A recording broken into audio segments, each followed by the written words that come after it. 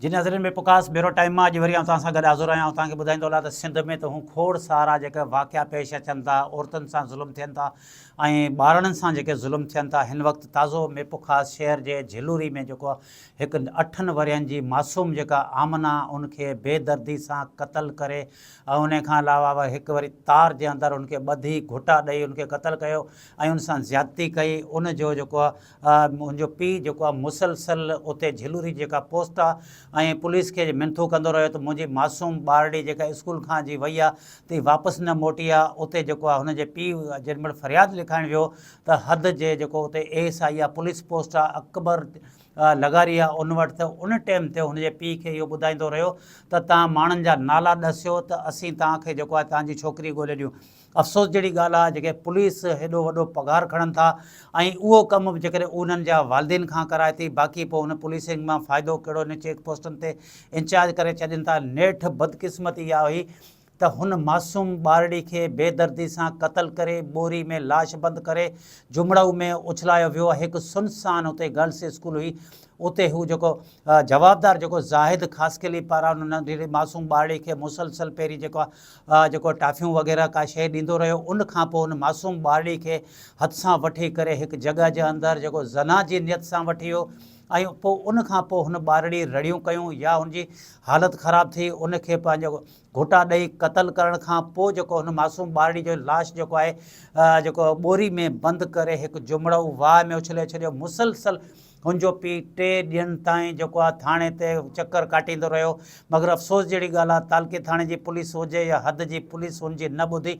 नेठि अचानक इहा बाहि जीअं ख़बर भड़की उथी त जीअं मासूम ॿारड़ी खे जेको क़तलु कयो वियो आहे उनजो लाश जेको आहे फिलाणे जॻह तां हथ आया। पोइ इलाइक़े वासियुनि ॾिसी पुलिस खे इतला ॾिनो, जिते वारसनि पारां सुञाणप कई त हीअ मासूम आमना आहे जंहिंजो लाश हथ आयो आहे। उन खां पोइ मुसलसल मीडिया ते ख़बरूं हलण खां पोइ सिंध TV न्यूज़ ते जेको मुसलसल ख़बरूं हलण खां पोइ जेको आहे सिंध जे घरू वज़ीर पुर नोटिस वरितो। अहिड़ी तरह सूबाई वज़ीर सैयद ज़ुल्फ़कार अली शाह, उन खां अलावा हितां जो MNA मीर मुनवर अली ख़ान टालपुर समेत सियासी सामान जी माण्हुनि नोटिस त वरिता, मगर अफ़सोस जहिड़ी ॻाल्हि तव्हांखे ॿुधाईंदा हलो त हिन मासूम ॿारड़ी खे कहिड़े नमूने हुन बेदर्दी सां क़तलु कयो त वरी जंहिं महिल हुनखे पुलिस गिरफ़्तार कयो त उन साॻे माण्हू अकेले सर एतिराफ़ु कयो त वाक़ई मूं नंढड़ी ॿारड़ी खे ज़ना जी नियत सां खणी वियसि ऐं उन खां पोइ जेको मासूम ॿारड़ी जेके रड़ियूं कयूं ऐं उन खां पोइ मूं हुनखे क़तलु करे ॿोरी में लाश विझी ऐं उन खां पोइ जुमड़ऊ में उछलाए छॾियो। त वरी उहो साॻियो माण्हू पुलिस खे ऐं उनजे वारसनि खां पुछंदो रहियो तव्हांजी नंढड़ी मिली आहे या न मिली। ज़ाहिर आहे हू वारिसनि उहे चवंदा रहिया असांखे न मिली आहे। पीउ पहिरें ॾींहुं ग़ुलाम हैदर कंडाणी शक ज़ाहिर कयो त हीउ जेको छोकिरो आहे जेको असांखे बार बार जेको ज़ाहिद ख़ासकेली पुछी रहियो आहे त मूंखे इन में शक आहे। नेठि वञी पुलिस उनखे गिरफ़्तार कयो त उन खां पोइ राज़ सॼा ज़ाहिर थी विया। हुन इहो चयो त मूं एतिराफ़ु कंदे चयो त मूं वाक़ई क़तलु कयो। उन खां पोइ पुलिस पारां जेको आहे ॿारड़ी जो लाश खणाए मेपुखास सिविल हॉस्पिटल में पोस्टमार्टम करायो ऐं उन खां पोइ जवाबदार जो जेको 4 ॾींहंनि जो रिमांड त मेपुखास जी अदालत मां वरितो, जिते वॾा पुलिस अटाला हिते मौजूदु हुआ ऐं थियण त ईअं खपे हा हितां जे सुञाण धुरियुनि जो शहरनि जो इन खे ओड़ी सज़ा मिलणु खपे हा, मगर कानून जे करे जेको आहे हिननि अदालत में पेश कयो ऐं जवाबदार पूर्ण एतिराफ़ु करे छॾियो आहे।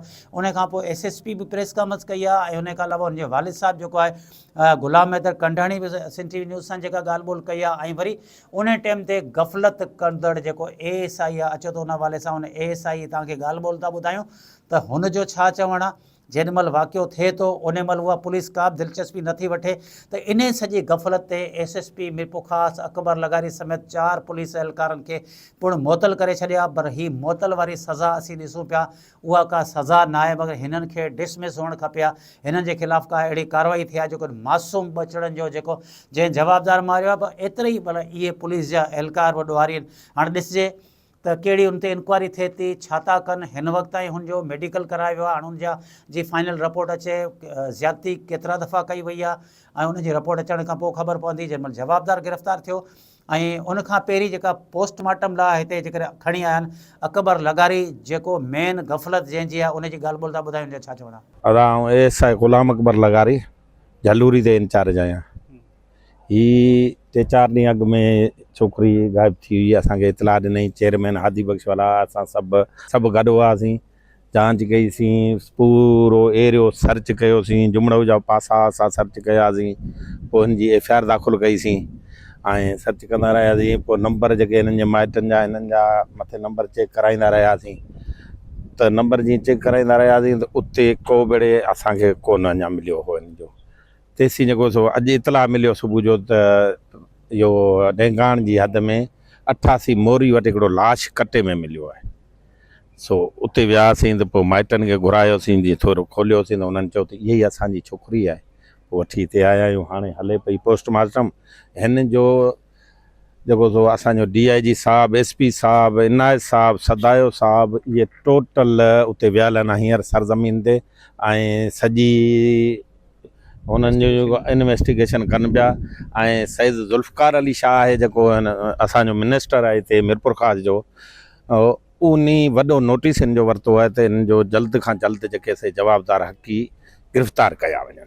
ॿिए क्लास में 7 साल 3 महीना उमिरि आहे, असां वटि FIR मिली। सर पी जो छा चवणा, पी जो मक़सद छा था चयो? पी ते ही वई स्कूल में रिसेस जी महिल आई, घर चई 10 रुपया ख़र्ची वरिती, मानी खाई वापसि वई आहे।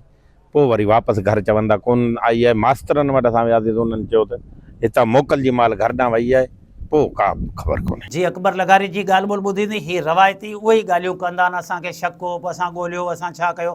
जी हिकिड़ो पुलिस हमेशह उहो जेको किरदारु अदा कंदी आहे। अचो त नवाले सां उन टाइम ते जेॾीमहिल वाक़ियो थियो आहे, पुलिस ते बेतमादी ज़ाहिर कई आहे ऐं उन हद जे ASI वटि वियो आहे, SHO वटि वियो आहे, पर उन्हनि का बि माना हुनजी का कार्रवाई न करी, सिर्फ़ु हिकु FIR दाख़िल करे छॾी, हुनजी का बि इन्वेस्टिगेशन न कई। ईअं ई थियनि था जी मासूम ॿार जा क़तल थियनि था, उनखां पोइ पुलिस तहरीक वठे थी। अगरि जेकॾहिं इहो पहिरीं वठे हा त शायदि ई मासूम जेका आमना बची वञे हा। अचो त उन हवाले सां पुलिस ते जेका उन बेतमादी कई आहे, उनजी तव्हांखे ॻाल्हि ॿोल था ॿुधायूं, हुनजो छा चओ? असल में ये 4 तारीख़ खां मुंहिंजी छोकिरी लापता हुई। उनजी मूं उते थाणे जे अंदरि अपील बि कई, दरख़्वास्त बि लिखाई, पर वरंदी में मूंखे जेको जलूरी जेको थाणो आहे, 2 ॾींहं खां बाद में वियुसि त मूंखे उन्हनि कंहिं बि क़िस्म जी का रिपोर्ट कोन ॾिनी। ऐं जलूरी जे थाणे मंझां आउं मुतमइन कोन आहियां। उन खां बाद में आउं तालके ते वियो आहियां, तॾहिं बि उते बि मूंखे इहा का बि शइ हिननि वर्गलाए कोन ॾिनी। तॾहिं पोइ मूं वरी नामालूमनि ते पोइ मुंहिंजो FIR त करियो, FIR उन्हनि कई। ऐं उन खां बाद में जेको आहे सो राति इहा ख़बर ॿुधण में आई आहे त जॾहिं कल्ह ॾींहं जो लाश मुंहिंजी मासूम न्याणी जो हथु आयो आहे मूंखे, उन खां बाद में नामालूम माण्हुनि खे झलनि पिया, पुछताछ थिए पई। शायदि इहा पहिरें ॾींहं खां करे पुलिस जेकॾहिं जफ़ाकशी करे हा त शायदि मुंहिंजी मासूम ईअं क़तल न थिए हा। ऐं वरी मिसकिन आउं त उते क़ुर ऐं मस्जिद जो इमाम हुउसि, ऐं को ज़ालिम या उते को ज़ुल्म करणु कोन वियोसि। बचड़नि खे क़ुर पढ़ाईंदो हुउसि, तॾहिं आउं पंहिंजनि खे बि उते औलाद खे वठियुसि ताकी क़ुर शरीफ़ जी तालीम थिए, पढ़नि, स्कूल पढ़नि। मुंहिंजी न्याणी स्कूल वई आहे, हाफ टाइम में वापसि आई आहे, वरी स्कूल वई आहे, वरी न आहे वरी। ऐं स्कूल जे अंदरि बि मूंखे शक इहो ई आहे त जेके टीचर हज़रात पढ़ाइनि था या मैडम आहे, उन्हनि खां चङी तरह सां पूछताछ थी वञे त उन्हनि को हिकिड़ो पटे वालो पहिरीं ॾींहुं चई त हाफ टाइम खां पोइ आई कान्हे, ऐं मैडम जेका आहे हेड मास्तराणी उहा चए थी त 1:30 बजे ताईं हुई आहे। इहा ॻाल्हि मूंखे सम्झ में कोन थी अचे, मुंहिंजो शक इन तरफ़ बि वञे थो। ऐं उन खां बाद में जीअं विच में रोईंदी मुंहिंजी न्याणी खे ॾिठो आहे, उहा आहे ज़ाहिद ख़ासकेली शहर जलूर जे अंदरि खबड़ जो पुटु आहे। उन ॾिठो आहे त उन खां पोइ पूछताछ कई वञे त उहो कहिड़ी जॻह ते उन मुंहिंजी मासूम खे ॾिठो रोईंदे, ऐं कहिड़े तरफ़ खां ॾिठई रोईंदे, कहिड़ी जॻह हुई। ऐं जेको स्कूल मंझां जेके चवनि पिया त स्कूल जे दरवाज़े तां खजी वई आहे या स्कूल खां पोएं पासे खां खजी वई आहे, जहिड़े हिसाब सां स्कूल जा शागिर्द चवनि पिया या स्कूल जा जेके मास्तर चवनि पिया त भई हिकिड़ो चए पियो त 1:30 बजे वई आहे, ॿियो चए थो त हाफ टाइम खां बाद में वरी ई न आहे। त मूंखे इहो शक पए थो त हिननि खे पूरी जी पूरी ख़बर आहे, पर मूंखां लिकाई पई वञे, पाण खे उहो ज़ाहिर कोन पिया कनि। ऐं मूंखे पूरी जी पूरी अल्लाह जी ज़ात में ऐं कंहिं इंसान खे अॻियां रखी कोन चवंदुसि। मुंहिंजी मासूम आहे, लखते जिगर आहे मुंहिंजो। ऐं 4 तारीख़ खां करे हू लापता हुई ऐं ॻोल्हींदो रहियो चपो शहर जो, वणनि जो, रस्तनि जो, ॻोठनि जो। उन खां बाद में शहर मीरपुर ख़ासि ऐं पूरी जहिड़ो कर मूं पूरी सिंध मंझि जांच पड़ताल कई, मूंखे नज़र न आई। वरी बि मुंहिंजी मासूम जो लाश जेका मूंखे जलूरी जे इलाइक़े में 3 किलोमीटर अॻियां मिली आहे, त मूंखे इहा ई पक आहे इहो मुंहिंजो जेको न्याणी जो क़ातिल आहे, जेको मुंहिंजी न्याणी जो ज़ालिम आहे, उहो जलूरी जो आहे, ॿाहिरि जो कोन्हे। इहो मूंखे बराए महिरबानी करे चङी तरह सां पूछताछ कई वञे, कंहिं वास्ते खे न ॾिसनि, कंहिं चङे मुड़ुस खे न ॾिसनि जो उनजो पुलिस या सूबेदार जी। मूंखे शुरू में सूबेदार मूंखे इहो बि चयो आहे, जेको लिगारी साहबु आहे उन झलूरी जे थाणे में अकबर, उन मूंखे इहो बि चयो आहे त असां शकी तौर ते माण्हू झलिया आहिनि, पर उन्हनि जा जेके वॾा हुआ या उन्हनि जा जेके जान पहचान वारा उन्हनि छॾाए छॾिया आहिनि। त आउं चवंदुसि इहो वरी नई सही उन्हनि साॻियुनि छोकिरनि खे झले चङी तरह सां, जेसि ताणी लठ न लॻंदी हेसि ताणी साबित त कोन थींदो कुझु बि। ख़ाली पूछताछ मुंहं सां चवण सां कोन थींदी आहे। ख़ाली जेकॾहिं हिकिड़ो इंसानु मुंहं सां चई छॾी, पूछताछ करे छॾी त माना हुनजे इनकार करे ठीकु आहे। पोइ हाणे इहा जेकॾहिं हिकिड़ो मिसाल SHO आहे या SHO जेको संजय आहे, मूंखे इन में बि लॻे थो त इहे मूंखां लिकाइनि पिया कुझु। जॾहिं बि आउं उन्हनि खे अपील कया त भई मुंहिंजी मदद कयो, पुलिस जे ज़रिए में जेको सो लेडीज़ पुलिस खे घुराए उनजे अंदरि जेको आहे सो कोशिशि कई वञे, घर घर तलाश कनि। पहिरीं राति उन में बि जेको आहे सो उन शहर जे ई माण्हू आहिनि जेके रोकण वारा आहिनि, त हर जॻह ते जेको सो पुलिस आहे जेको आहे सो लेडीज़ घर कोन तलाश कंदी, छो इहा बि त वजह साबित थिए पई न। जो वालिद जेको आहे गुलाम हैदर कंडाणी, ऐं उनजी तव्हां ॻाल्हि ॿोल ॿुधी हूंदी। हुननि जो चवणु हो त पहिरीं पुलिस वटि वियासीं, हुन चयो त तव्हां नाला खणो, तव्हां असांखे ॿुधायो त असां जेको आहे उन्हनि खे गिरफ़्तार करियूं। मगर इन्हनि सॼिनि जी गफ़लत जेका थी आहे, जंहिंजे करे SSP पारां हुननि खे पुण मुअतल करे छॾियो आहे। जी इजाज़त वठंदा नंढी साई खां पोइ तव्हां सां गॾु हाज़िर थींदासीं।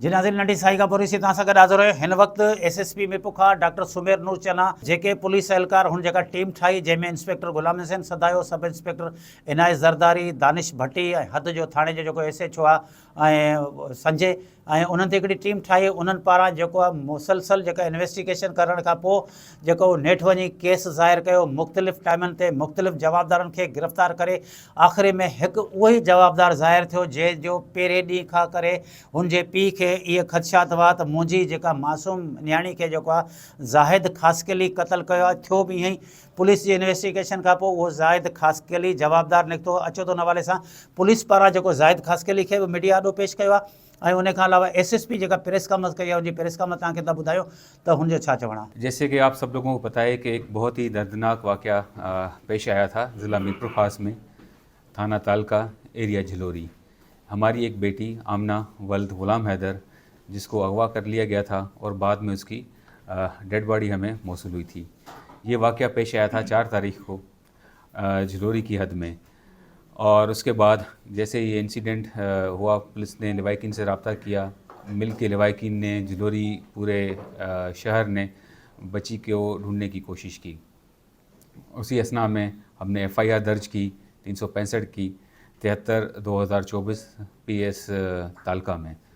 और कुछ दिन बाद 9 तारीख को हमें दबका शाख से एक डेड बॉडी रिसीव हुई, जिसकी शिनाख्त आमना वल्द गुलाम हैदर से हुई। और इसी असना में फिर हमने एक GIT टीम तश्कील की जो मेरे साथ बैठी हुई है। मेरी सुपरविजन में इस GIT टीम ने दिन रात मेहनत करके और इस केस को हमने पाए तकमील तक पहुंचाया। आज जो मेन इसमें अक्यूज़ड है हमारा जाहिद ख़ासकेली, उसको हमने गिरफ़्तार किया है मुबीन ख़ासकेली गांव से। और गिरफ़्तार करने के बाद दौरान इन्वेस्टिगेशन इसने अपने जुर्म का एतराफ़ किया है। आपको मैं डिटेल बताता चलूँ कि 4 तारीख को बाइक पे 2 जवाबदार थे जिन्होंने बच्ची को घर से बाहर अगवा किया और ज़िना की नीयत करने से उसको स्कूल में ले गए। School girls college high school है झिलोरी में ही।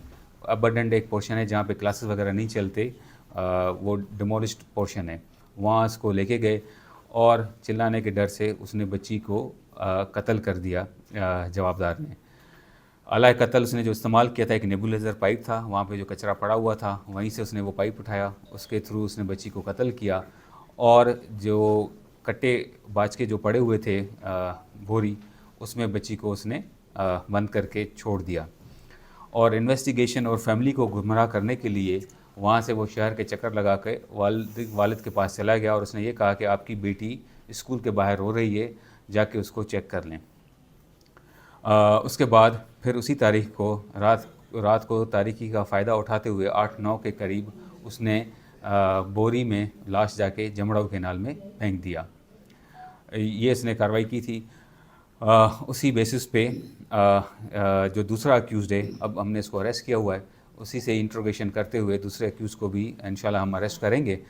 हमारी तरफ से जो बायोलॉजिकल एविडेंस है, विक्टिम के कपड़े, स्वैब्स, वो DNA एनालिसिस के लिए भेजे गए हैं। प्रोविजनल पोस्टमार्टम रिपोर्ट हमारे पास मौसूल हो चुकी है और जो हमारा फाइनल ओपिनियन होगा आफ्टर इन्वेस्टिगेशन, सर्कमस्टेंशियल इन्वेस्टिगेशन, जो जियो फेंसिंग की डेटा है, फॉरेंसिक एनालिसिस, डीएनए सैंपल्स और फाइनल मेडिकल सर्टिफिकेट आने के बाद हम आपको अपना फाइनल ओपिनियन इसमें बताएंगे।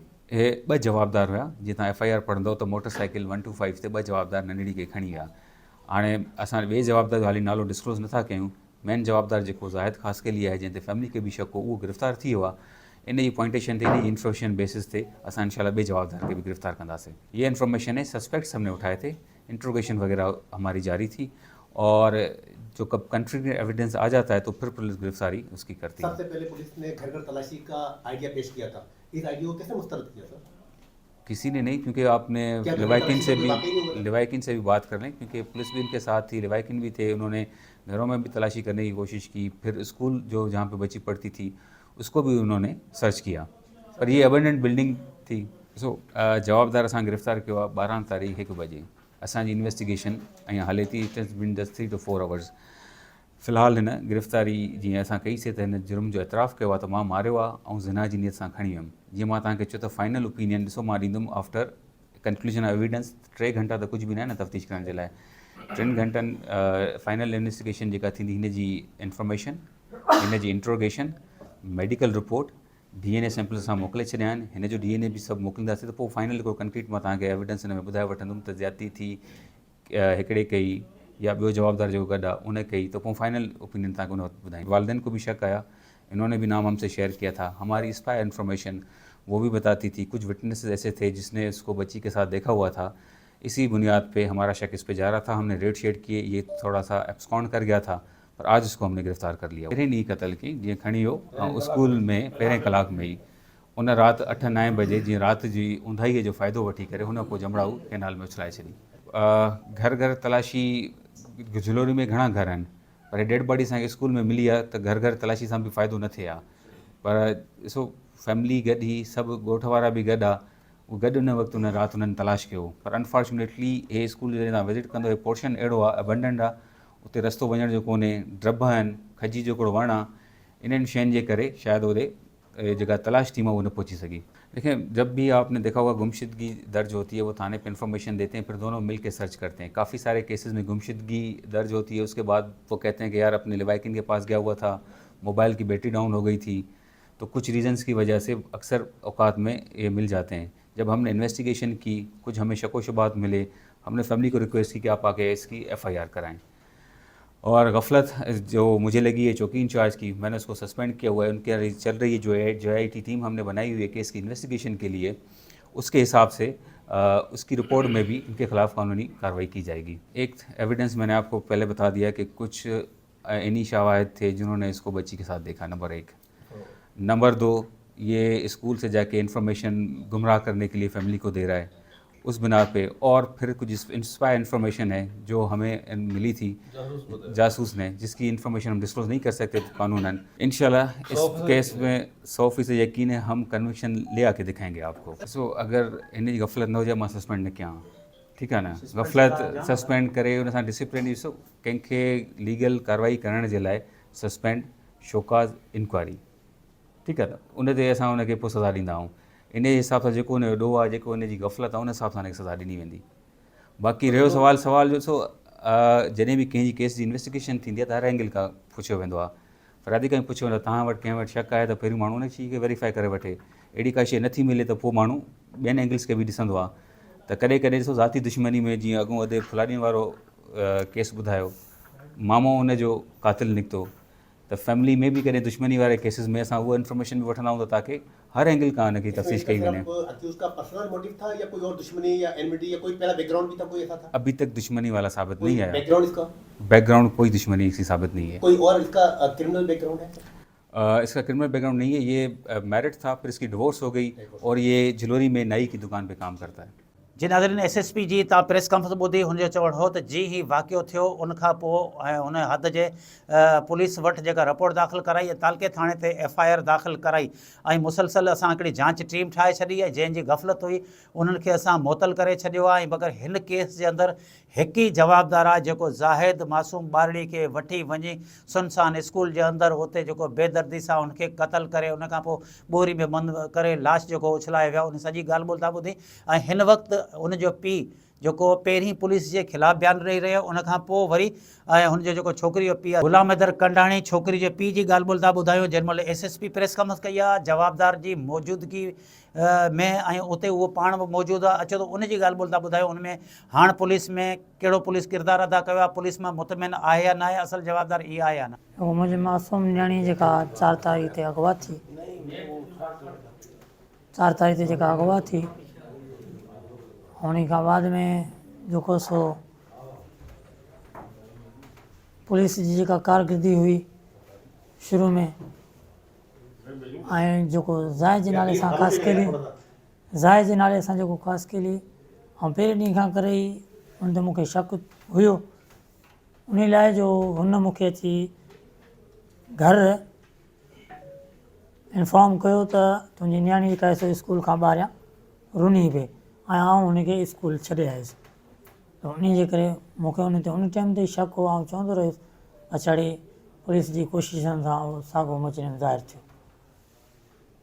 ज़ाहिद सां तव्हांजा के तालुकात हुआ, अचण वञण घर में हो या घर में अचण वञण कोन हुयो।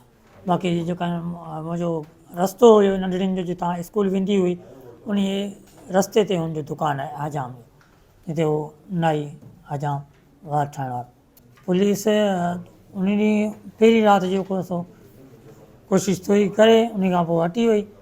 बाक़ी जेको आहे सो पोइ इहो ई जेको हलियो पियो था, जेको सो पंहिंजनि जा के मसइला उन जे करे जेको सो ही थियो आहे। बाक़ी मुझे इसने इन्फॉर्म किया है कि आपकी बच्ची स्कूल के बाहर रो रही थी और मैंने उसको स्कूल तक छोड़ के आया हूँ।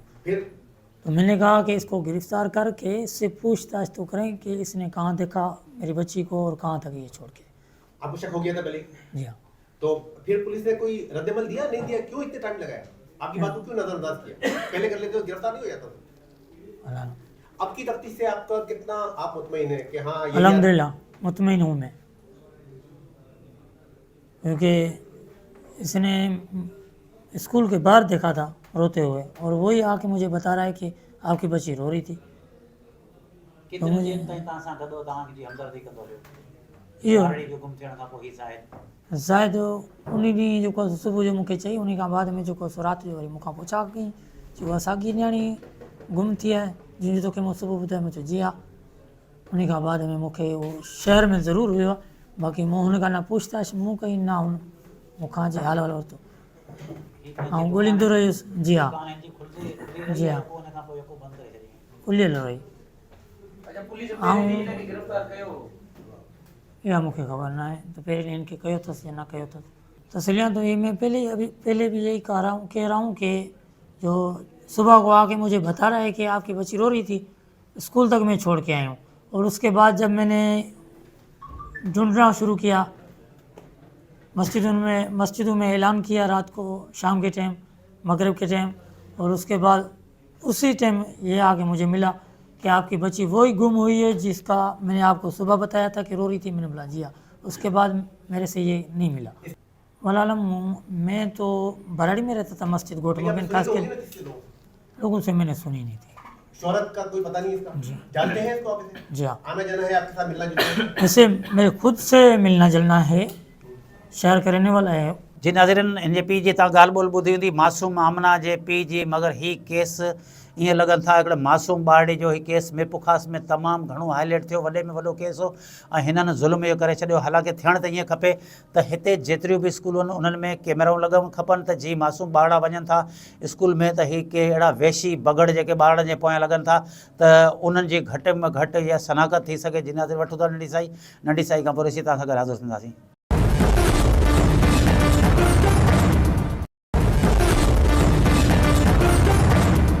जी नाज़रीन, नंढी साई खां पोइ रीसी तव्हां सां गॾु हाज़िर आहियूं। हिन वक़्तु आउं तव्हांखे ॿुधाईंदो हलां, सांगड़ शहर जे जेको शहदादपुर तालुके जे अंदरि जेको आहे जेको बुखारी टाउन जो रवासी हो जाम अज़ीज़ जखरो, इन खे पुलिस पारां बेगुनाह गिरफ़्तार करे शहदादपुर पुलिस जो SHO जेको आहे उन ते तशदद करे हुनखे जेको क़तल करे छॾियो। उन खां पोइ वारस जेॾीमहिल लाश जेको हो उहो पुलिस जे बिना कंहिंखे ॿुधाइण जे सिविल हॉस्पिटल में छॾण खां पोइ उतां खां फ़रार थी वियो। जंहिंखां पोइ जखरा बिरादरी सिविल सोसाइटी शहरनि वॾे तइदाद में शहदादपुर में मुसलसल 2 खां 3 ॾींहंनि ताईं जेको धरणो जारी रखियो। ऐं उनखां पोइ SSP उते ॻाल्हियुनि लाइ पहुतो, सियासी समाजी ॻाल्हियुनि लाइ पहुता। ऐं घरू वज़ीर जो जेको आहे पैगाम खणे इमामुद्दीन शौकीन जेको सेनेटर उहो पहुतो, मगर हुननि जो चवणो असां कहिड़ो ॾोह कयो आहे। असांजो जेको उस्तादु हो ऐं उहो तइलीम ॾींदो हो, असां सभु पढ़ियल लिखियल माण्हू ऐं हिकु SHO बदमस्त SHO बेगुनाह हुन माण्हू खे मारे छॾियो आहे। उनखां पोइ पंहिंजे SSP खे न पियो ॿुधाए त हिनखे कहिड़े ॾोह जे अंदरि खणी आहे। उहो SSP पाण एतिराफ़ु कयो आहे त असांखे बि हुन न ॿुधाया। उहो धरणे वारे जाइ ते SSP आबिद बलोच उते पहुतो, उन पूर्ण एतिराफ़ु करे छॾियो आहे। अहिड़ी तरह मुसलसल हाईवे ते बि धरणा लॻी विया ऐं उन खां पोइ जेको 2 ॾींहंनि ताईं मुसलसल धरणो लॻो। उन खां पोइ FIA में FIR दाख़िल थी, जंहिंखां पोइ 2 पुलिस एहलकार पिणु गिरफ़्तार थिया आहिनि। SHO उबूरी ज़मानत वठी छॾी आहे। हिन वक़्तु हाणे हुन केस जे हवाले सां वारसनि इहो ई एतिजाज कयो त हिन ते को बि न क्रिमिनल केस हो, न ही क्राइम कंदो, हिन खे बेगुनाह घुराए करे हिन खे क़तल करे छॾियो अथनि। हिन SHO जूं पहिरीं खोड़ सारियूं शिकायतूं हुयूं, मगर शायदि बासरनि जो माण्हू जे सियासी पुठ भराई हिन ते हासिलु हुजे, तंहिंजे करे हुन SHO ते कार्रवाई न थी, जंहिंजे करे अॼु इहा नौजवान हिकिड़ो उस्ताद 45 वरियनि जो जाम अज़ीज़ जखरो खे जेको बेगुनाह क़तल करे छॾियो। अचो त हुनजे हवाले सां हुनजे वारसनि जी ॻाल्हि ॿोला, उन खां अलावा हुनजे भाउ जी ॻाल्हि ॿोला, उतां जा जेके रवासी आहिनि उन्हनि जी ॻाल्हि ॿोला। मुसलसल धरणो हणे वेठा आहिनि ऐं इन खां अलावा आबिद बलोच SSP धरणे वारे जॻह ते पहुतो आहे। उन्हनि खे मुतमिन करण लाइ उन्हनि जेका ॻाल्हि ॿोल कई आहे उहो तव्हांखे ॿुधाईंदासीं। असद ॾाहिरी आहे असांजो रिपोर्टर सिंध TV जो, उन पारां मुसलसल उते रिपोर्टिंग कई आहे। अचो त उन हवाले सां असद ॾाहिरी जी ही रिपोर्ट हिते जी ॻाल्हि ॿोल था उन्हनि जी ॿुधो, हुनजो छा चवणु आहे। असद, छा सूरत हाल आहे ऐं हीउ वाक़ियो कीअं पेश आयो ऐं छा सबबु हो, छाजे लाइ हुनखे गिरफ़्तार करे विया? जी नज़ीर, वाक़ियो कुछ ईअं आहे जो कुछ ॾींहं पहिरीं हिते प्राइमरी उस्ताद आहे नदीम उर्फ़ रियाज़ मिथलो, उनखे जेको आहे 2 करोड़ रुपया भत्ते जी पर्ची ॾिनी वई हुई। उनजे दरवाज़े ते राति देर सां फायरिंग पिणु कई वई हुई, जंहिं बाद उनजो जेको आहे उनखे नामालूम नंबर तां मैसेजिस पिणु आया, जंहिंमें वाज़े लिखियलु हो त तव्हां जेको आहे 2 करोड़ रुपया ॾींदव त ठीकु आहे, या त ॿी सूरत में तव्हांजा जेके 4 ॿार आहिनि उन्हनि खे पिणु क़तलु कयो वेंदो ऐं तव्हांजी जेका जान आहे उहा पिणु ख़तरे में आहे। जंहिं बाद उनजो जेको बयानु आहे नदीम मिथले जो, उहो सोशल मीडिया ते वायरल थियो। शहदादपुर पुलिस जांच कई ऐं जंहिंमें उहो नंबर ट्रेस थियो। नंबर ट्रेस में लाल खान अबू पोटो आहे, उनखे जेको आहे पुलिस गिरफ़्तार कयो, जंहिं निशानदेही कई त मूंखां जेका सिम आहे उहा जेको आहे पुलिस तशद्दुद में फ़ौत थियल जेको आहे उस्ताद अज़ीज़ जखरो उन वरिती हुई। शहदादपुर पुलिस जेको आहे अज़ीज़ जखरो खे तहवील में वरितो ऐं हिते शहदादपुर पुलिस जेका आहे उनखे शहदादपुर थाणे ते खणी आई। जंहिं बाद वारसनि जो चवणु आहे त उन ते मुबैना तौरु सख़्तु तशद्दुद कयो वियो, जंहिंमें उस्ताद अज़ीज़ जखरो जेको आहे उहो फ़ौत थी वियो। जंहिं बाद उनजो लाश जेको आहे पुलिस शहदादपुर पुलिस जेको आहे सिम्स अस्पताल छॾे फ़रार थी वई। जंहिं बाद उन्हनि जांच कई त जेको आहे उन ते सख़्तु तशद्दुद करे उनखे जेको आहे शहदादपुर जे सिम्स अस्पताल छॾियो वियो आहे। वारिस उते वॾी तादाद में पहुता, जिन एहतिजाज कयो, जिन चयो त शहदादपुर पुलिस जेको आहे असांजे नौजवान खे क़तलु करे छॾियो आहे ऐं लाश जेको आहे उहो खणाए उते जेको आहे सर्दखाने में रखायो। जंहिं बाद सुबुह जो सवेर उते शहदादपुर जे हाला चौक ते धरणो हयो वियो ऐं धरणे बाद जेको आहे उते SSP आबिद बलोच पिणु पहुतो, जंहिं ॻाल्हियूं कयूं। इमामुद्दीन शौकीन सेनेटर आहे उहो पहुतो, ॻाल्हियूं कयूं, पर ॻाल्हियूं नाकाम वियूं। जंहिं बाद वारसनि जेको आहे लाश खे उते राति देर ताईं रखियो ऐं सुबुह जो जेको आहे उनखे 10 बजे जनाज़े नमाज़ जो ऐलान कयो। जनाज़े नमाज़ बाद जो आहे ॿीहर हिकु दफ़ो धरणो उते हयो वियो। धरणे खां बाद जेको आहे उते मुख़्तलिफ़ माण्हू पहुता, ॻाल्हियूं थियूं, पर ॻाल्हियूं नाकाम वियूं। जंहिं बाद वारिस जेको आहे लाश खणाए हाला बाईपास ते धरणो हयो, जिते सेनेटर इमामुद्दीन शौकीन पहुतो ऐं उन वारसनि सां ॻाल्हियूं कयूं ऐं उते उन जेको आहे घरू वज़ीर आहे ज़ियाउल हसन लंजार, उन सां पिणु जेको आहे वारसनि जूं ॻाल्हियूं कयूं, पर राति देर सां ॻाल्हियूं नाकाम वियूं। अॼु सुबुह सवेर जेको आहे मटियारी पुलिस जा अटाला पहुता, जिन जेको आहे उते वारसनि ते जेको आहे हिरासमेंट कई ऐं तशद्दुद जी कोशिशि कई, जंहिंमें वरी जेको आहे हिकु दफ़ो ॿीहर चाचा अब्दुर्रहमान तईम ऐं जेको पीपुल्स पार्टी अॻुवान आहे इमामुद्दीन शौकीन, उहो ॿीहर जेको धरणे वारे हंधि पहुता ऐं उन्हनि जेको आहे वारसनि खे ख़ातिरी कराई त तव्हांजा समूरा जेके मुतालबा आहिनि उहे मंज़ूरु कया वेंदा ऐं तव्हां धरणो ख़तमु कयो। जंहिं बाद वारसनि उन्हनि ते यकीन कंदे धरणो ख़तमु कयो ऐं लाश जेको आहे खणाए शहदादपुर पहुता, जिते हुनजी तदवीन कई वई ऐं उन बाद जेको आहे हिन वक़्तु ताईं अञा ताईं जेको आहे हिकिड़ो पुलिस एहलकार जेको आहे गिरफ़्तार थियो आहे। अञा ताईं ॿिया जेके जवाबदार आहिनि उहे गिरफ़्तार कोन थिया आहिनि ऐं हिननि जो मुतालबो आहे त समूरा जेके जवाबदार आहिनि उन्हनि गिरफ़्तार कया वञनि। अचो त वारसनि सां ॻाल्हि ॿोल कयूं था त उनजो छा चवणु आहे। SHO दलवाणी जी गिरफ़्तारी खपे, न त असां हाईवे ते अची विया आहियूं ऐं हितां असां न वेंदासीं, भले असांखे 3 ॾींहं लॻी वञनि, 4 ॾींहं लॻी वञनि। असांजो भाउ आहे उहो वञी चुको आहे, हाणे असांखे इन ॻाल्हि जी परवाह कोन्हे त उनजी तदफ़ीन कयूं या छा। असांखे पहिरीं SHO जी गिरफ़्तारी खपे, उनखे कढियो वञे, जिथे उनखे पनाह ॾिनी ॾिनी वई आहे, वॾेरनि पनाह ॾिनी आहे, MNMP जंहिं बि पनाह ॾिनी आहे, SSP DC IG उनखे ज़ाहिर कनि, उनजी गिरफ़्तारी ॾियनि त पोइ असां हीउ धरणो ख़तमु कंदासीं। एसिताईं धरणो ख़तमु न थींदो। छोकिरो खां बेवनी घरां मारियो अथनि, हिकिड़ो मोज़िज़ माण्हू आहे, टीचर आहे, असांजे ॻोठ में ॿार पढ़ाईंदो, जेको खूनी हूंदो आहे, बदमाश हूंदो आहे, उनखे बि ॿधी पोइ उन ते केस हलंदो आहे, कोर्टूं हलंदियूं आहिनि, सुनवायूं हलंदियूं आहिनि, पोइ मारियो वेंदो आहे, फाईअ जो हुकुम जॾहिं जज ॾींदो आहे। हीअ त असां ना हक़ छो आहे। महरम ज़लदारी, गुलू ज़लदारी, अमानुल्ला सांद, नूर अली लाखो, शबीर दलवाणी, जैसी ये गिरफ़्तार न थींदा तैसी असीं धरणो कोन ख़तमु कंदासीं, त असीं कोन उथंदासीं। जे असांजो मारे त विधो अथनि, पर उनजो इंसाफ़ त असांखे अञा ताईं न मिलियो आहे। न असां उनजो कातिल गिरफ़्तार कराए सघिया आहियूं अञा ताईं, न असांखे करे ॾिनो अथनि। छो पुलिस अहिड़ी मजबूर आहे छा? असां चऊं था बसि दलवाणीअ खे गिरफ़्तार कयो वञे। जीअं मुंहिंजो भाउ हेड टीचर हो स्कूल में, हुनखे घरां पुलिस राह गुनाह खणी वई आहे त भई तोखां पुछा गाछा था कयूं। टियों ॾींहुं पोइ हुनखे पुछा गाछा जे बहाने ते खणी वई आहे। असां थाणे ते पुगायूं त हुननि असांखे चयो असां थोरी पुछा गाछा कयूं था ऐं असां हिन मां हथु कढूं था। वरी असां जेके पाड़े जा चङा वॾेरा आहिनि उन्हनि खे उन्हनि इहो चयो बाबा ही शरीफ़ माण्हू आहिनि, अहिड़ा माण्हू कोन्हनि पढ़ियल लिखियल माण्हू, हुननि खे चई अहिड़ो को मसइलो ई कोन्हे, तव्हांखे 5-10 मिंटनि में माण्हू मिले थो। अब ठीकु आहे, असां मुतमइन थी विया, ॿाहिरि निकितुसि। ॿाहिरि त SHO जा मुख़्तलिफ़ वाठा मिलिया, को 10 लख जी डिमांड पियो करे, को 8 लख जी डिमांड पियो करे, को 6 लख जी डिमांड पियो करे। तव्हां असांखे पैसा ॾियो, माण्हू तव्हांखे 5 मिंटनि में वठो। बाबा छाजा पैसा ॾियूं? कहिड़ो उहो खून जे केस में आहे या हू को कचे मां तव्हां ॿधो आहे? आख़िर मसइलो छा आहे? तव्हां असांखे न बसि तव्हां पैसा ॾींदा त छॾिजंदो माण्हू, न त कोन्ह छॾिजंदो। पैसा ॾियण खां मूं इनकार करे छॾियो ऐं SHO असांखे इहो चवंदो रहियो माण्हू आऊं तव्हांखे ॾियां थो। असां हिन में मुतमइन हुआसीं। असां 3 कलाक वेहण खां पोइ राति जो 10:20 ते कॉल आई आहे असांखे त बाबा तव्हांजो माण्हू हॉस्पिटल में पियो आहे, उहो डेड बॉडी हुनजी पई आहे, लाश पियो आहे। असां हैरान थी वियासीं, बाबा हीउ माण्हू त अंदरि आहे थाणे में, हीउ इस्पताल कीअं पुॼियो? असां हैरानगी में उते भॼी इस्पताल में ॾिठोसीं। थाणे में को चोर गेट आहे पोयां, उते ई खां हिननि उन लाश खे खणी इस्पताल में छॾे पुलिस फरार थी वई। उन खां पोइ असांखे वरी पोस्टमार्टम लाइ सर्टिफिकेट न पिया ॾियनि, उहो सर्टिफिकेट वठण लाइ बि असांखे कंहिं वॾेरे खे चवणो पियो आहे, जंहिं असांखे सर्टिफिकेट वठी ॾिनो आहे। उन खां पोइ पोस्टमार्टम करायो आहे, उहो पोइ 2 पुलिस वारा आया आहिनि जेके पोस्टमार्टम में, बाक़ी ॿियो केरु न। DSP बि कोन हो, उहो बि केॾां दुबई वियल हो, ऐं SP बि वियल हो, केर बि कोन, सिर्फ़ु 2 सिपाही हुआ पूरे शहदादपुर थाणे में, पूरे शहदादपुर शहर में। उहे आया पोस्टमार्टम जे टाइम ते, उहो थियो। उन खां पोइ केरु ज़ाहिर ई कोन हो। सुबुह जो सभु मिट माइट थिया, पर चवण जो मक़सदु इहो आहे SP उहो हुनजो खाटू पुटु आहे त लाज़मी हू न चाहींदो त SHO गिरफ़्तार थिए। वॾी ॻाल्हि आहे न, हींअर लखे माण्हू, हज़ारे माण्हू सफ़र पिया कनि, उहे परेशान आहिनि, असां परेशान आहियूं। 3 ॾींहंनि खां लाश जी तज़लील थी रही आहे, इंसानियत जी तज़लील थी रही आहे। इन शइ कंहिंजो बि परवाह न आहे, न आला उहिदेदारनि खे, न कंहिंखे। इन जो मतिलबु हिते जेके बि माण्हू आहिनि, को बि सेफ न आहे, कंहिंखे बि पुलिस केॾी महिल बि मारे सघे थी। बिल्कुलु SHO खे नामिनेट, असांजो धुर आहे ई उहो। सिपाही खे कहिड़ी ताक़त आहे जो हुनखे कंहिंखे बि हथु विझे, जेसीं ताईं SHO ऑर्डर न करे। ऐं SHO ऑर्डर कयो आहे, आख़िर SHO एॾो तशदुद छो कयो आहे? हिकिड़ो SHO सॼी सिंध खां ताक़तवर आहे। तव्हां ॾिसो त सोशल मीडिया ते सॼी सिंध जा उस्ताद, सिविल सोसाइटी सरापा एहतजाज आहे, हर को माण्हू। ऐं हिकिड़ो SHO पुलिस खां हथु नथो हाणे। असांजो जेको आम माण्हू हूंदो आहे उनखे पुलिस हथु करे थी आहे, ऐं उहो हथु न पियो थिए। मुसलसल पुलिस माना आसरा दिलासा कूड़ा ॾटा ॾेई रही आहे। शबीर दलवाणी जेको आहे सो हुनखे एतिरो टार्चर कयो, करंट ठहनि, ॾंडा हयनि, गोॾनि जा ढकड़ियूं भॻनि। इवन आख़िर में हुनखे लेटाए हुनजे मथां 2 पुलिस वारा चाढ़े HM सां, 17 ग्रेड HM सां 14 ग्रेड जो उहो हुन सां इहो तशदुद पियो करे। जेके कांस्टेबल 5 ॼणा FIR में नॉमिनेट आहिनि, जेके शहदादपुर में अञा वेठा आहिनि, उन्हनि खे गिरफ़्तार न करे सघिया।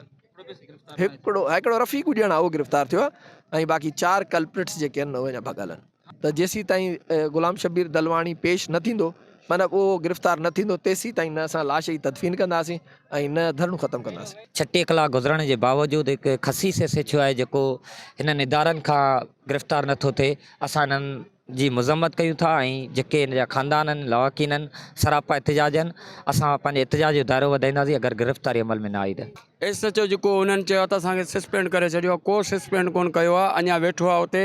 असां साम्हूं गिरफ़्तार थिए ऐं असां जेको आहे पंहिंजी तक़सीम कंदासीं। महिरबानी करे असां सां जेतिरा बि ताउन कनि पिया SP साहब खे बि इहो चवणु आहे त SHO खे साम्हूं हिते गिरफ़्तार करे हथ कढी हणी बीहारनि त असां धरनो बंदि कंदासीं। सर गुंडागर्दी कई गुंडागर्दी 302 जी FIR उन ते ई थींदी न तव्हां चओ गुंडागर्दी हुन कई आहे बिल्कुलु बदमाशी थी आहे ऐं असां हिकिड़ा मोज़िज़ माण्हू पूरो शहदादपुर पूरो डिस्ट्रिक्ट मां हिते ख़बर छा आहे तव्हां सुबुह खां राति खां हींअर पुगायो न मां हाणे ताईं मुंहिंजी टीमूं निकितल आहिनि, मां पाण हुननि जे कॾ लॻो पियो हुउमि कि मां माण्हू गिरफ़्तार कयां।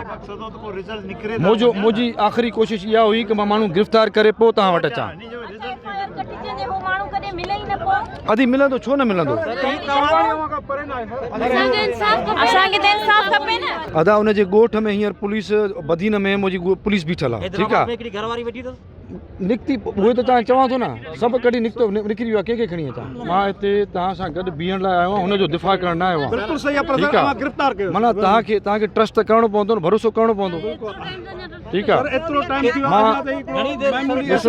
ॾिसो मां मुंहिंजी पूरी कोशिशि हूंदी कि मां 24 कलाकनि में हुनखे मां किथां बि खणी अचां ठीकु आहे ॾिसो अगरि हिन में असांखे का गोलमोल करणी हुजे हा त हीअ हाणे तव्हांजी FIR पुलिस कटे आहे असां तव्हांखे रस्तो सिधो रस्तो पिया ॾेखारियूं FIA होॾे राब्ता थियल आहिनि असां त कंहिंसां अगरि छो गिरफ़्तार कोन थिया आहिनि उहे राति ते 10 बजे ताईं हिते वेठा हुआ हिन होटल ते वेठा हुआ असां हिते अॼु वियासीं इन्हनि राति ॿुधाई 10 साढे 10 बजे कि हीउ किसो थी वियो आहे हीउ किसो थियो आहे शॉट थिया आहिनि हितां 8 बजे माण्हू मारियो तव्हां हॉस्पिटल में पुछो डॉक्टर मां इहा ई त ॻाल्हि तव्हांखे चवां थो कि असांखे बि त माना 10 साढे 10 बजे इतला ॾिनी अथऊं न माना असांखां बि त लिकाई अथनि न ॻाल्हि हिन जा सभु मुतालबा इनशाला मञी वरिता अथनि ऐं हिननि सां ज़्यादती बि थी आहे हिन ॾोह कोन्हे हिननि जो ज़्यादती बि हिननि सां तमामु घणी थी आहे सभु पुलिस ख़राबु कोन्हे उनमें SP साहब जी बि एफर्ट्स आहिनि DIG साहब आहे होम मिनिस्टर आहे IG साहब आहे ऐं इनशाला मसइलो हिननि जो हल थी वेंदो ऐं इनशाला मसइलो पेश थी वेंदो इनशाला। रियासत में जेका मां राति बि चयो त हीअ असांजो सिस्टम ई ग़लति आहे त हमेशह जेका मौज़िब माशरनि में पहिरें जेको आहे इंक्वायरी थींदी आहे पोइ गिरफ़्तारी थींदी आहे असां वटि पहिरें गिरफ़्तारी आहे पोइ जेको आहे पंहिंजो आहे हीअ तशदुद जेको आहे तमामु असां हिनजी मज़म्मत कई आहे। बाक़ी रही जीअं हाणे मां राति बि 3 कलाक हाणे मां आयो आहियां त मूंखे 1 कलाक मां भिक्षा में फाथल हो त जेको आहे पंहिंजो सां गॾु स्कार्ड आहे मूंखे रस्तो कोन पियो मिले त तव्हां सोचो त हाणे वक़्तु घणे माण्हुनि खे तकलीफ़ थी हूंदी घणा बीमार हूंदा घणा हिते बुज़ुर्ग हूंदा त हाणे महिरबानी करे तव्हां जेको आहे तव्हांजी जेका मुतालबा असांखे कया आहिनि असां तव्हां सां हीअं ई गॾु आहियूं जिते तव्हां चवंदो त जेको आहे पंहिंजो पर मां वरी तव्हांखे चवां लॉ में गुंजाइश हुजे हाणे तव्हां जीअं चयो त बाबा हिनखे नौकिरी मिले हीअ पेंशन मिले लॉ में अगरि गुंजाइश हूंदी असां तव्हां सां गॾु जेको आहे एजुकेशन मिनिस्टर वटि बि हूंदासीं तव्हां सां गॾु जेको आहे इनशाला होम मिनिस्टर वटि बि हूंदासीं तव्हां चवंदो त तव्हां सां गॾु असां IG पुलिस जिते तव्हां असांखे जेको आहे पंहिंजो इस्तेमालु कंदोसि असां तव्हां सां गॾु आहियूं। जी नाज़रीन असद जी तव्हां ॻाल्हि ॿोल ॿुधी हूंदी हिन वक़्तु जेको गुलाम शबीर दलवाणी SHO आहे हुन त पंहिंजी उबूरी ज़मानत करे छॾी आहे हाणे ॾिसिजे त इहा ज़मानत हिन जी थियल आहे FIA वटि ज़ाहिर इन्वेस्टिगेशन करण लाइ वेंदो मगर कानून इहो आहे त जेकॾहिं पुलिस जो अमलदार कटे त पंहिंजो हुनखे तशदुद करे के माण्हू खे मारे थो छॾे त उन्हनि जी वरी जांच पुलिस न कंदी उन्हनि जी जांच वरी FIA कंदी। हाणे FIA वटि केस आहे ॾिसिजे त नवाबशाह में FIR दाख़िल थी आहे हुननि सां इंसाफ़ थिए थो या नथो थिए इन वक़्तु उहो SHO ज़मानत कराए छॾी आहे हाणे हुनखे पंहिंजो डिपार्टमेंट कहिड़ी सज़ा ॾिए थो हुनखे डिसमिस नौकिरी खां कनि था या नथा कनि ऐं हुनखे फ़िलहाल त इहो थींदो आहे त सूबाई वज़ीर नोटिस वठी छॾियो उन खां पोइ मुअतल करे छॾियो आहे मुअतल त थी वियो आहे मगर जखरा बिरादरी जो जेको नौजवान शख़्स हिकिड़ो प्राइमरी उस्ताद जाम अज़ीज़ जखरो त पूरी ज़िंदगी लाइ हलियो वियो ज़ाहिर आहे हुनजा वारिस मजबूरन जेको रोडनि ते वेठा इन करे त माण्हू वेंदा आहिनि त पुलिस खां जेकॾहिं माण्हुनि खे इंसाफ़ त नथो मिले मगर हिन लाइ इंसाफ़ इहो आहे असांजे नौजवाननि जा लाश मिलनि था उन हवाले सां असद जी तव्हां ॻाल्हि ॿोल ॿुधी हूंदी हुननि जो चवणो त अञा ताईं जेके ॿिया जवाबदार गिरफ़्तार न थिया आहिनि हाणे केस FIA वटि हाणे ॾिसिजे त असल जवाबदार गिरफ़्तार थियनि था या नथा थियनि। जी नाज़रीन ईंदड़ प्रोग्राम ताईं पंहिंजे मेज़बान नज़ीर पवर खे इजाज़त ॾींदा अल्लाह हाफ़िज़।